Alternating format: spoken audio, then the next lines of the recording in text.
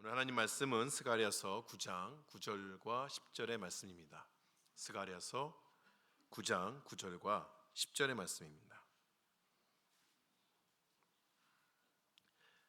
제가 봉독하겠습니다. 시온에 따라 크게 기뻐할지어다. 예루살렘에 따라 즐거이 부를지어다. 보라, 내 왕이 내게 임하시나니 그는 공의로우시며 구원을 베푸시며 겸손하셔서 나귀를 타시나니 나귀의 작은 곳 곧 나귀 새끼니라. 내가 에브라임의 병거와 예루살렘의 말을 끊겠고 전쟁하는 활도 끊으리니 그가 이방 사람에게 화평을 전할 것이요 그의 통치는 바다에서 바다까지 이르고 유브라데 강에서 땅끝까지 이르리라. 아멘. 그림을 잠시 보실까요? 여러분 보시면 옛날에 영화 많이 보셨죠? 주말의 명화에 계속 나오던 배너를 봐도 이런 장면들이 나오기도 하고, 로마 황제가 나오는 그러한 영화에는 자주 등장하는 그런 장면입니다. 로마 시대에 이제 국가가 형성이 되면서 전쟁이 많아지게 되는 것이죠. 그 전쟁 국가가 계속적으로 확장되어 가면서 전쟁들이 계속해서 많아지게 되는데, 그럴 때에 이 싸움에 나갔던 장군이나 군대에게 어떤 리워드, 어떤 경의를 표하고 그 사람의 수고, 노력하는 것들을 감사하기 위해서 그런 방법으로 이제 저런 개선식을 거행하게 됩니다. 또 로마가 이제 공화정에서부터 이제 왕정으로, 그러니까 황제가 생기면서부터는 주로 이런 개선식은 거의 황제나 이제 어떤 그 왕족들을 위하여서 만들어지는 것이죠. 멀리 나가서 싸움을 한다거나 또 멀리 나갔다거나 돌아올 때에 이러한 행사들을 하게끔 됩니다. 로마 황실은 이제 이 개관식을 로마 제국에 있는 그런 모든 사람들이 하나로 어우러질 수 있도록 그러한 계기로 삼는 것을 볼 수가 있었습니다.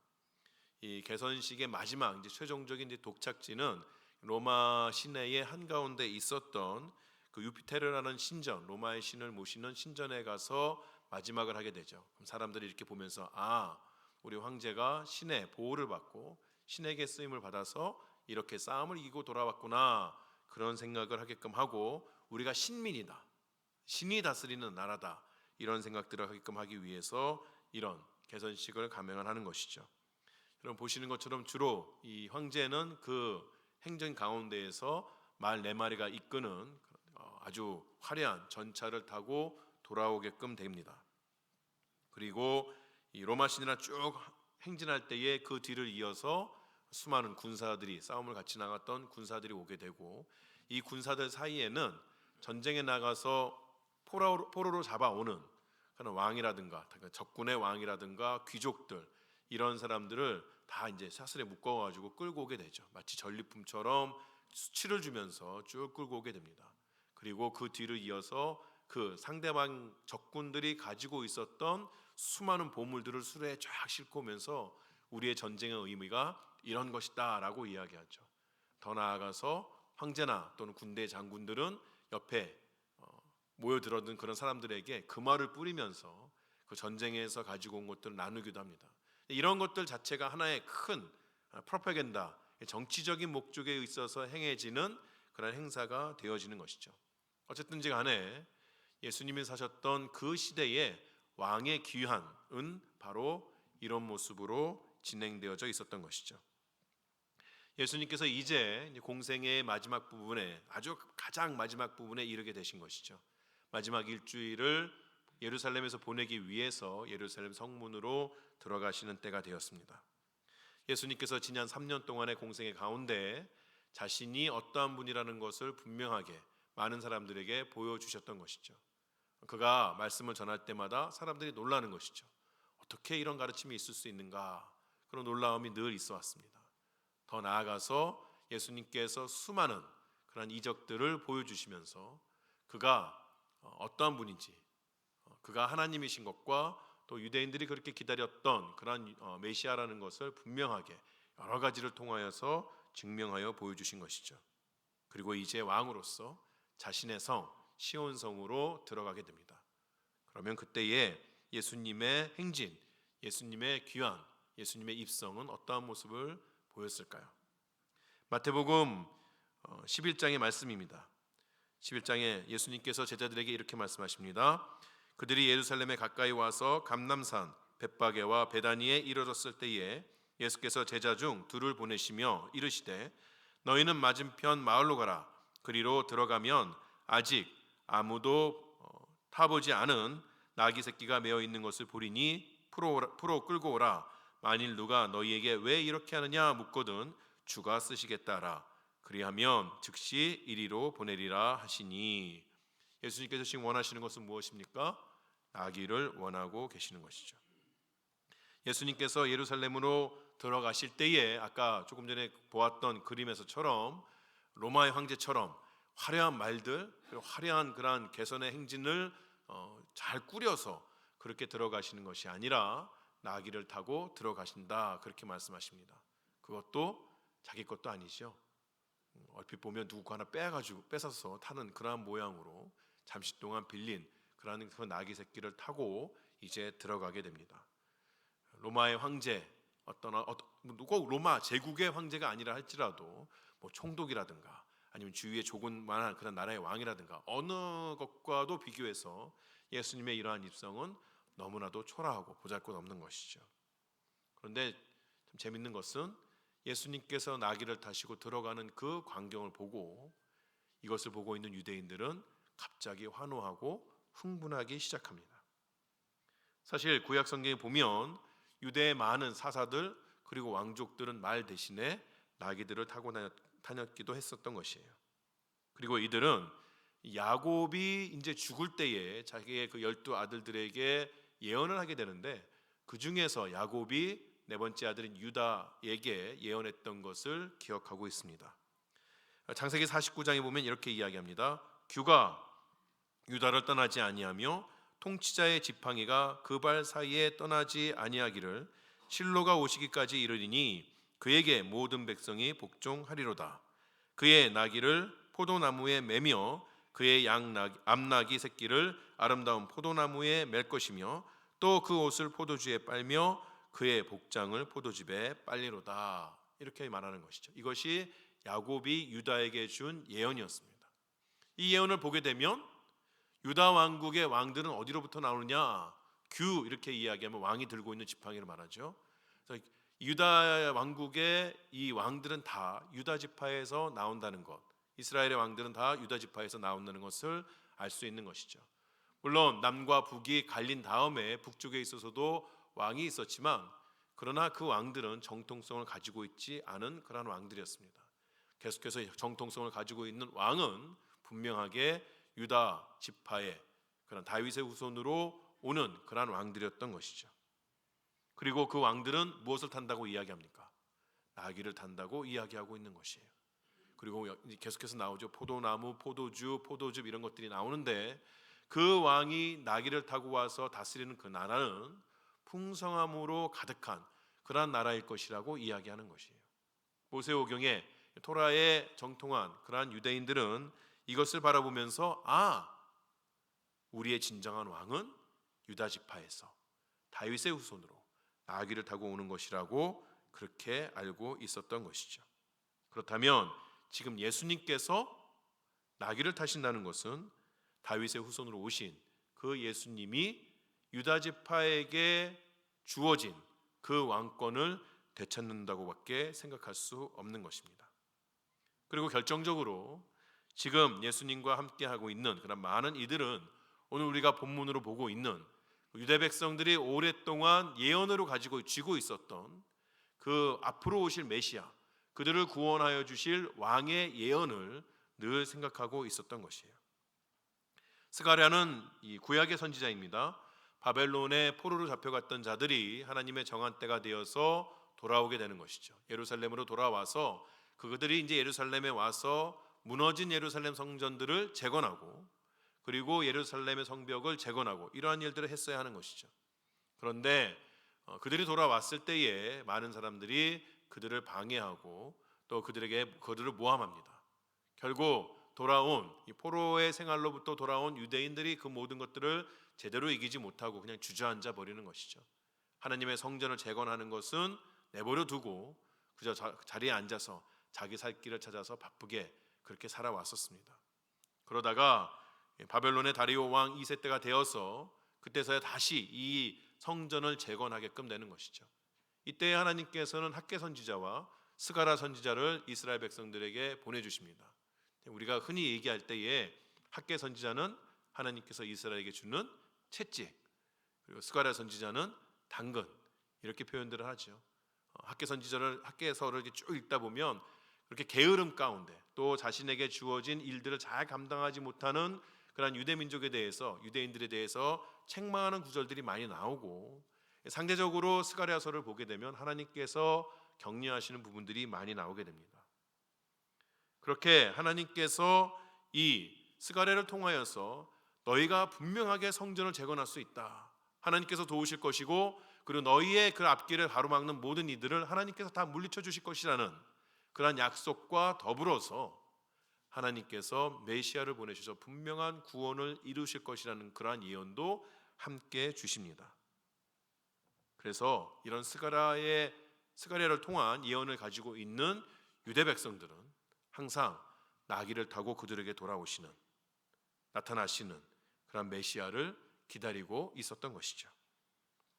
그들은 예수님께서 보여주신 것들을 통하여서 예수님께서 그들이 기다리고 왔던 그런 메시아라는 것을 증명하기에 충분했다고 알 수 있었어요.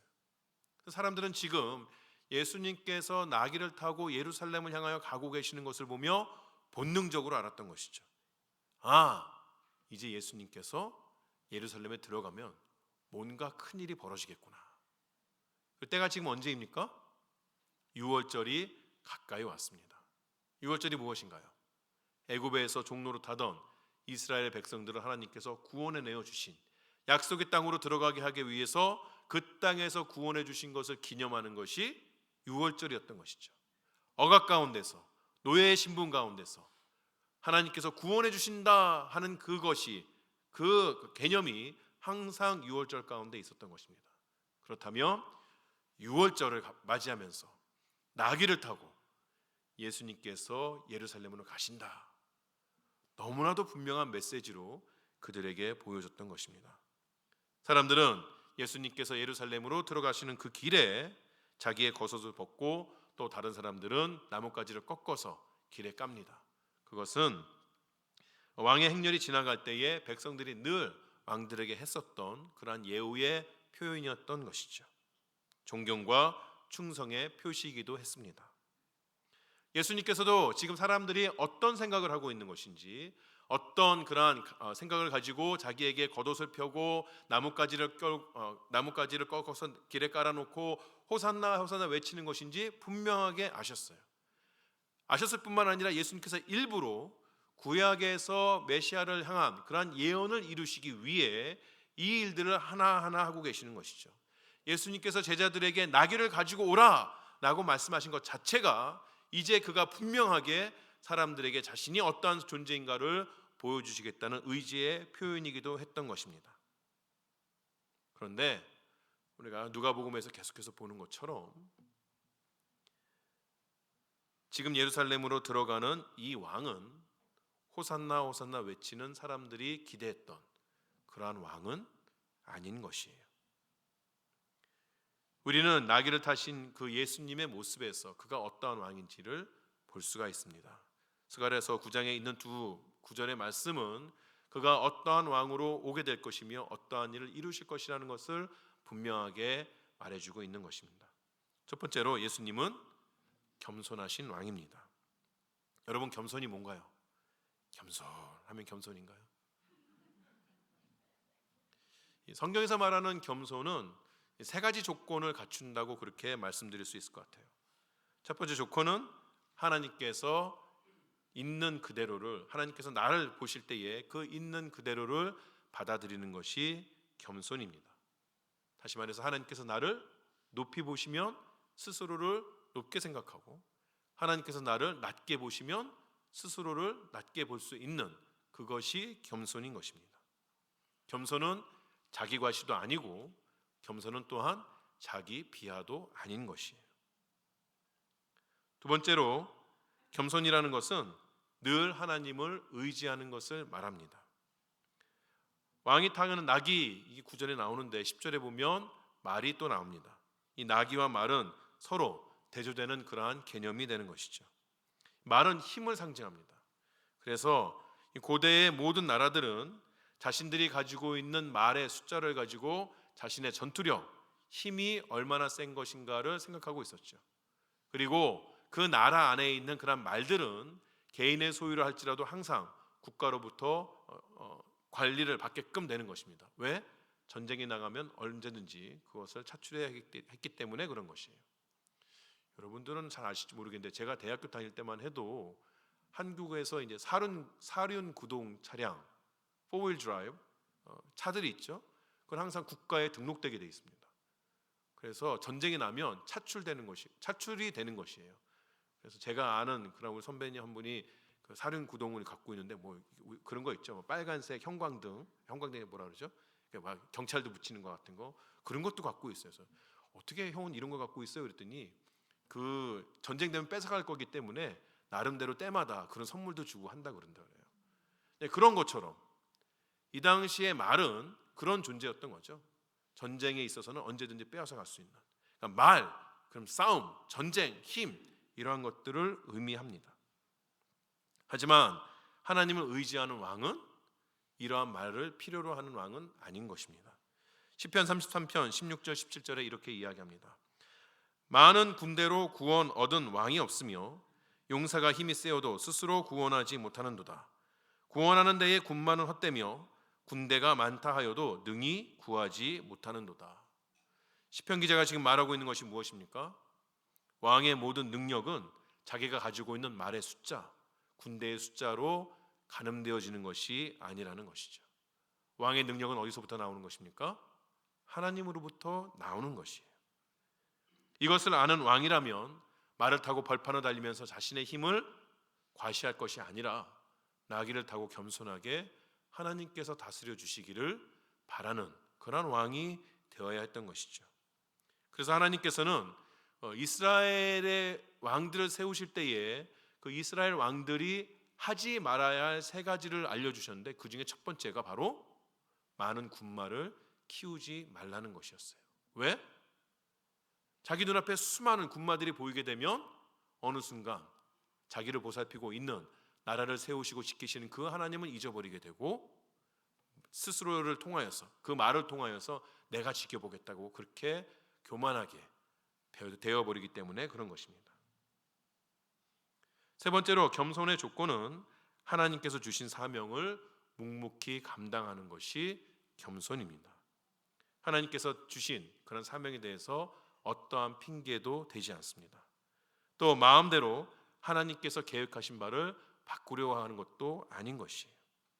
하나님께서 주신 일이 자신에게 득이 되든지 해가 되든지 어렵든지 쉽든지 상관없이 주님께서 자기에게 주신 일이라면 그것을 묵묵히 감당하는 것, 그러한 자세로 매 순간순간을 살아나가는 것이 바로 겸손이라는 것이죠. 이 세상을 구원하기 위해서 이제 예루살렘으로 들어가시는 그 왕은 겸손한 왕이십니다. 그는 세상 사람들 앞에서 자기 비하도 또는 자기 과시도 하지 않으셨어요. 그저 자신의 있는 모습 그대로를 사람들에게 보여주신 분이셨던 것이죠. 그는 자신이 왕인 것을 숨기지 않았고 자신을 억지로 낮추신 적도 없으십니다. 하지만 언제나 성부 하나님 앞에서 자기를 높인 적도 없으신 그러한 분이세요. 그는 스스로가 하나님이시면서도 늘 성령을 의지했고 성부 하나님께서 뜻하신 바를 이루기 위하여서 순종하셨던 분이죠. 하나님이심에도 불구하고 자신을 낮추셔서 인간의 몸을 입으시고 그리고 죽기까지 복종하신 분, 그분이 바로 지금 나귀를 타고 예루살렘으로 들어가는 분이십니다. 세상에 이분보다 더 겸손한 분이 어디에 있을까요? 두 번째로 지금 나귀를 타고 들어가시는 그 왕은 공의로우시며 구원의 왕이십니다. 아까 겸손이 무언가요? 이렇게 제가 여쭤봤는데 공의는 또 무언가요? 공의는 뭐고 정의는 무언가요? 목사님 다 그게 그거 아닌가요? 그렇게 말씀하셔도 되긴 하지만 공의라는 것은 공평하고 의롭다 그런 의미입니다. 그러니까 의로움이라는 것이 공평하게 주어진다는 거죠. 아주 쉽게 이야기하면 상 줄 사람한테 제대로 상을 주고 벌 줄 사람한테 제대로 벌을 주는 것이, 그것이 바로 공의다, 그렇게 말씀드릴 수 있겠어요. 여러분, 스가랴서 9장 1절로부터 8절까지에 보면은 거기 이제 수많은 도시들이 나오는 것을 볼 수 있습니다. 지도를 잠깐 보실까요? 여러분, 지도를 보시면 그 지도 꼭대기에 있는 곳이 바로 두로입니다. 근데 오늘 이 1절부터 쭉 보게 되면 바벨론 도시부터 시작을 하게 됩니다. 하드락이라는 그러한 바벨론 도시부터 시작이 되는데, 지금 지도보다 훨씬 더 북쪽에 있는 도시가 되는 것이죠. 그리고 그 도시를 거쳐서 다메섹으로 옵니다.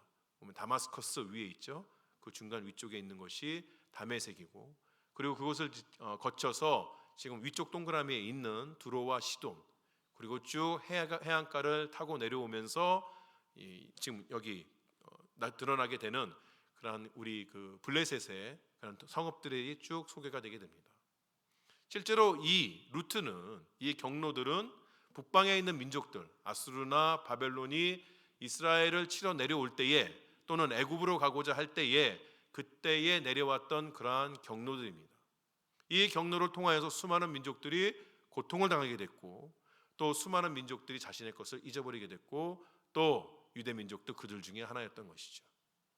이들은 힘을 자랑하면서 자신의 군대를 몰고 이 경로를 따라서 내려왔습니다. 하나님께서는 이 지금 보고 있는 스가랴서 9장 1절로부터 8절까지의 말씀을 통하여서 이 경로를 따라서 하나님의 말씀이 이동한다고 그렇게 이야기하고 있어요. 유대인들이 이 말을 들었을 때 생각했던 게 무엇일까요? 그들을 파괴하기 위해서 악한 군대들이 내려왔던 그 길 그대로 하나님의 말씀이 움직이면서 이 세상의 모든 더러운 것들을 다 깨끗하게 하시고 악한 자들을 처단하실 것을 그렇게 상상할 수 있는 것이죠. 하나님께서는 악한 자들이 내려왔던 그 길 그대로 내려오시면서 이 땅 가운데 공의를 행하시겠다고 말씀하시는 것이죠. 하나님을 배반했던 자들, 하나님을 무시하고 하나님을 우습게 봤던 자들이 이제는 하나님의 말씀을 통하여서 그들이 다 꺾어지게 되고 무너지게 될 것이라고 분명하게 말씀하여 주고 계시는 것입니다. 공의가 실현되는 것입니다. 악한 자들이 벌을 받게 되는 것이고, 그리고 그 악한 자들이 교만하게 내세웠던 모든 것들이 꺾여지는 것이 분명하게 이 세상 가운데 드러나게 될 것이라고 말씀하여 주는 것이죠. 하지만 이 공의 하나님은 동시에 구원의 하나님이시기도 합니다. 말씀드린 것처럼 하나님의 말씀이 북방으로부터 쭉 이 경로를 타고 내려오면서 모든 악한 자들에게 재앙을 내리실 것이다, 그들의 모든 것들을 꺾으실 것이다, 그들을 다스리던 자들이 다 무너질 것이다 라고 말씀하시는데, 8장 마지막에 보게 되면 하나님께서 뭐라고 말씀하시냐면 그 가운데 내 집을 위하여서 울타리를 치시겠다라고 말씀하세요. 하나님의 공의가 실현되면서 심판이 있는 세상의 모든 것들이 무너지는 그 순간에도 하나님께서는 그의 백성을 구원하시기 위해 울타리를 치시고 보호하시겠다고 말씀해 주고 계시는 것이죠. 그리고 우리가 오늘 9절과 10절을 본문 말씀으로 보게 되는데 11절부터 17절까지 보게 되면 더 구체적으로 하나님께서 어떻게 구원을 베푸시는가에 대해서 말하여 주는 것을 볼 수 있습니다. 여러분 앞에 그 표에 보시는 것처럼 스가랴서 9장의 구조가 보이나요? 1절부터 8절까지 하나님의 심판에 대해서 설명합니다. 그리고 11절부터 17절까지 하나님의 구원에 대해서 설명하십니다. 그럼 이 심판과 구원이 어디로 집중이 되나요? 나귀를 타고 오시는 그 왕에게 집중되는 것을 볼 수 있는 것이죠. 하나님의 심판과 하나님의 구원이 어디에서 이루어지게 됩니까?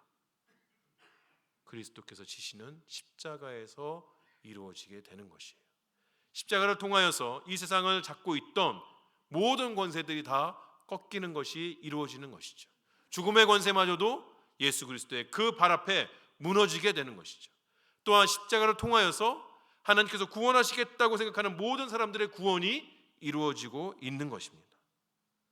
지금 나귀를 타고 예루살렘으로 들어가시는 그 왕은 공의로우시며 구원하시는 왕이기에 십자가에서 그 일을 완성하시는 분이라는 것입니다. 마지막으로 지금 나귀를 타고 예루살렘으로 가시는 그 왕은 평화의 왕이신 것이에요. 10절을 보면 하나님께서는 나귀를 탄 왕이 입성하실 때에 지금 그곳에 있는 유다 땅에 있는 군마, 병거, 군마, 활 이런 것들을 없애시겠다고, 끊어내시겠다고 말씀하십니다. 병거, 군마, 활 이 모든 것들은 다 전쟁을 위해서 준비되고 사용되는 것이에요. 그 모든 것들 다 없애시겠다고 말씀하시는 것은 하나님께서 그 땅 가운데 더 이상 전쟁과 싸움이 없으며 모든 것들이 화평 가운데로 나가게 될 것이라는 약속이 되는 것이죠. 하나님께서 병거와 군마와 활 이 모든 것을 끊으시겠다는 것은 앞에서 말씀드린 것처럼 하나님의 백성이라 하는 사람들이 그동안에 의지해왔던 어리석은 것들, 그 모든 것들 다 이제는 버려야 한다, 버리게끔 하신다, 그런 의미이기도 했지만 동시에 더 이상 이 땅에 있는 사람들이 그런 것들을 바라보지 않고도 평화를 누릴 수 있는 방법을 마련해 주시겠다는 그런 말씀이기도 합니다. 인간이 가지고 있는 모든 고통과 어려움은 죄로 말미암아 깨어진 관계 속에서 나타나게 되는 것이죠. 이렇게 깨어진 관계가 회복되지 않는다면 우리 삶에 있어서, 이 세상 가운데 있어서 전쟁은 그쳐질 수가 없는 것입니다. 싸움과 시기와 질투는 절대 사라질 수가 없는 것이에요. 예루살렘에 입성한 왕은 이제 얼마 있지 않아서 십자가를 지게 되시는 것이고, 그 십자가는 죄로 말미암아 깨어진 하나님과 인간과의 관계, 그리고 인간과 인간과의 관계를 회복시키는 두 존재 가운데서 진정한 화평을 이루시는 그러한 일을 감당하게 되는 것이죠. 그리고 그리스도께서 십자가에서 이루신 그 화평은 어느 것과도 비교할 수 없으며 또한 앞으로도 계속해서 영원 무궁하다는 것을 주님께서는 약속해 주고 계시는 것입니다. 그럼 이 십자가가 이루는 화평이 커버하고 있는 그러한 공간적인 것은 어떤 것인가요? 오늘 10절 보게 되면 이제 마지막에 이렇게 이야기합니다. 그의 통치는 바다에서 바다까지 이루고 유브라데 강에서부터 땅끝까지 이르리라. 고대 이스라엘 사회가 가지고 있었던 전 세계가 바로 이 안에 들어있는 것이죠. 예수 그리스도께서 십자가를 지시고 그로 말미암아서 이루신 그 화평은 이 땅 가운데서는 모든 이들에게 동일하게 주어지는 화평이 된다는 것입니다. 예수님은 자신이 화평을 주는 자인 것을 말씀하시면서 제자들을 위로하여 주셨습니다. 요한복음 14장에 이렇게 말씀하십니다. 평안을 너희에게 끼치노니 곧 나의 평안을 너희에게 주노라. 내가 너희에게 주는 것은 세상에 주는 것과 같지 아니하니라. 너희는 마음에 근심하지도 말고 두려워하지도 말라.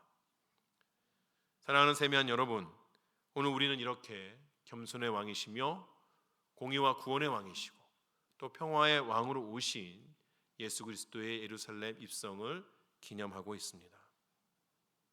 이 모습을 보면서 사람들은 호산나 호산나 외쳤죠. 호산나의 뜻이 무엇인가요? 이제 우리가 당신에게 구하오니 우리를 구하옵소서. 이것이 호산나의 뜻입니다. 예수님은 그들이 생각한 그런 왕은 아니었고 또 그들이 기대했던 방법으로 그들을 구원해 주신 것도 아니었습니다. 하지만 예수님은 더 크고 지극하신 사랑으로 더 근원적인 구원을 십자가에서 이루어 주신 것입니다. 나귀를 타고 예루살렘으로 들어갈 때에 예수님은 무슨 생각을 하셨을까요? 자신을 바라보면서 호산나 호산나 외치는 그 사람들을 보며 예수님은 어떠한 마음을 가지셨을까요? 저는 오늘 여러분에게 이런 예수님을 보면서 우리가 이렇게 합시다라고 요청하지는 않으려고 합니다. 우리가 하나님 말씀 보고 예수님의 그 모습을 볼 때에 우리가 예수님의 모습을 본받아야 하지만 오늘은 그런 것보다는 예수님 하신 그 일에 좀 더 집중해서 보셨으면 하는 그런 생각이 있습니다. 이번 한 주간 동안에 예수님께서 가신 그 길을 또 예수님께서 십자가에서 보여주신 그 사랑을 깊이 묵상하셨으면 좋겠다, 그런 생각을 해보게 됩니다.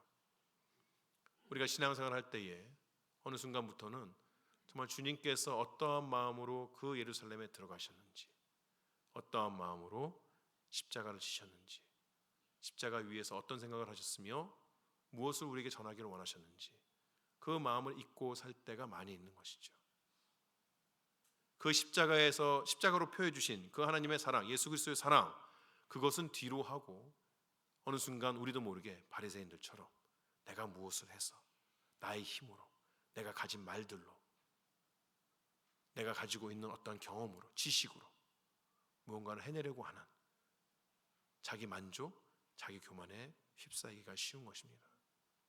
이번 한 주간 동안에 주님 아니고서는 설 수 없는 우리들, 주님을 바라보고도 그분이 누구이신지 자신들이 알았던 것처럼 구약이 가지고 있는, 지금 스가랴서의 말씀을 보면서 그가 겸손한 왕으로 오겠다는 그 말씀을 기억하고 있으면서도 여전히 자신의 욕망 가운데 사로잡혀서 자신의 원하는 모습대로 세상을 뒤바꿔 주기를 원했던 유대인들처럼 우리도 그러한 마음을 가지고 주님을 대하고 있지는 않은 것인지, 우리는 그저 주님께서 하시는 일을 신뢰하고 그 주님께서 우리에게 베푸신 사랑만으로도 감사하고 감격하고 있는지, 그것을 되새겨보시는 이번 한 주간이 되셨으면 좋겠습니다. 그 주의 귀하신 주의 은혜, 겸손하신 주님을 있는 그대로 받아들이시면서 주께서 베푸시는 은혜 가운데, 구원 가운데 임하신 여러분 되시기 바랍니다. 기도하시겠습니다.